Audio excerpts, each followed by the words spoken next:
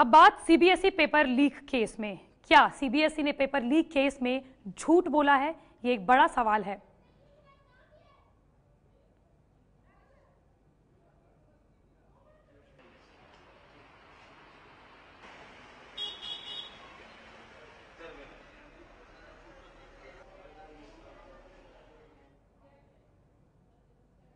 आपको बता दें कि इस पूरे केस में पुलिस ने एक शख्स को जो गिरफ्तार किया है, उनमें से एक शख्स एबीवीपी से है, तो वहीं जिन नाबालिग छात्रों को हिरासत में लिया है उनसे भी लगातार पूछताछ की जा रही है। सीबीएसई पेपर लीक केस में कल झारखंड के चतरा से 3 लोगों को गिरफ्तार किया गया। इस गिरफ्तारी से सीबीएसई पर सवाल उठ रहे हैं कि क्या सीबीएसई ने झूठ बोला। ऐसा हम इसलिए बोल रहे हैं क्योंकि आपको याद होगा कि सीबीएसई के मुताबिक पेपर लीक दिल्ली से हुआ है, लेकिन अब गिरफ्तारी झारखंड में हुई है, जिसने सीबीएसई पर सवाल उठा दिए हैं। आपको बता दें कि चतरा में गिरफ्तार 3 लोगों में से एक एबीवीपी का पूर्व नेता भी है। साथ ही 6 नाबालिगों से भी पूछताछ हो रही है।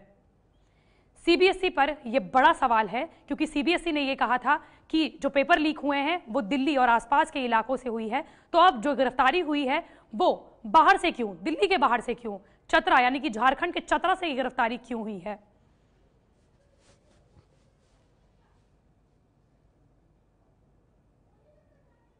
आपको बता दें कि जिस तरह से ये गिरफ्तारी बाहर से हुई है, ये पुलिस पर भी सवाल उठा रहा है और सीबीएसई पर भी सवाल उठ रहे हैं कि अगर बाहर से गिरफ्तारी हुई है तो फिर दिल्ली और आसपास के इलाकों पर पुलिस ने ये क्यों कहा था कि दिल्ली और आसपास के इलाकों से पेपर लीक हुआ है, बाहर जो छात्र हैं उनको घबराने की जरूरत नहीं है। आपको यह भी बता दें कि पुलिस ने जिन 3 लोगों को गिरफ्तार किया है उनमें से एक एबीवीपी का पूर्व नेता है। साथ ही जो 6 नाबालिग हैं उनसे भी लगातार पूछताछ की जा रही है, उनको हिरासत में लेकर पूछताछ की जा रही है। एबीपी न्यूज ये बड़ा सवाल पूछ रहा है कि क्या सीबीएसई ने झूठ बोला है पेपर लीक मामले में।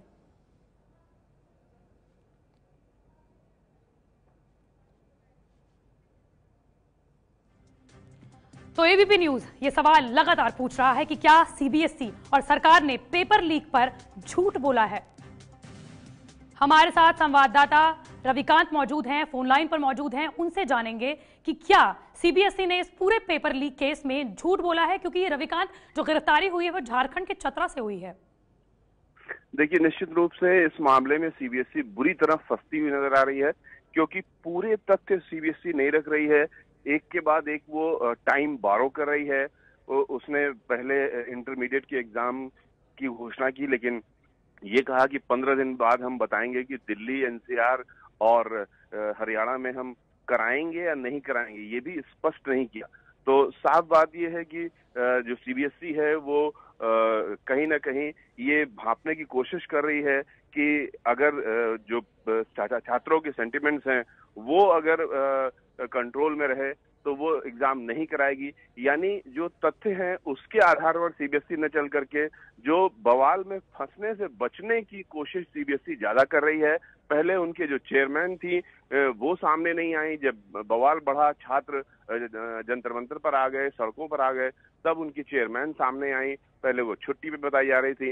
इस तरह से सीबीएसई पूरी चीजों को मेस कर रही है और अभी भी जो सारे फैक्ट्स हैं उनको स्वीकार नहीं कर रही है।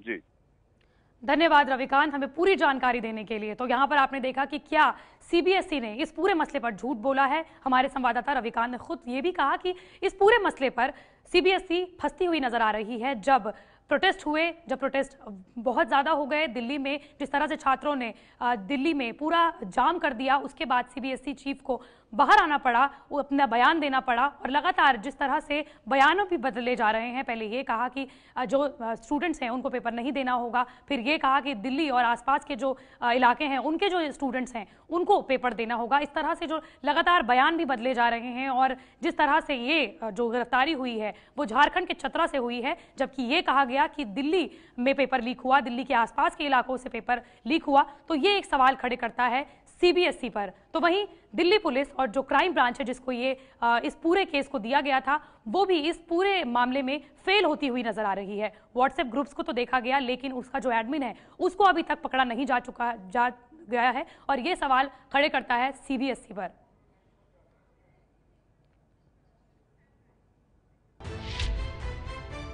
इस सोमवार से रात 9 बजे।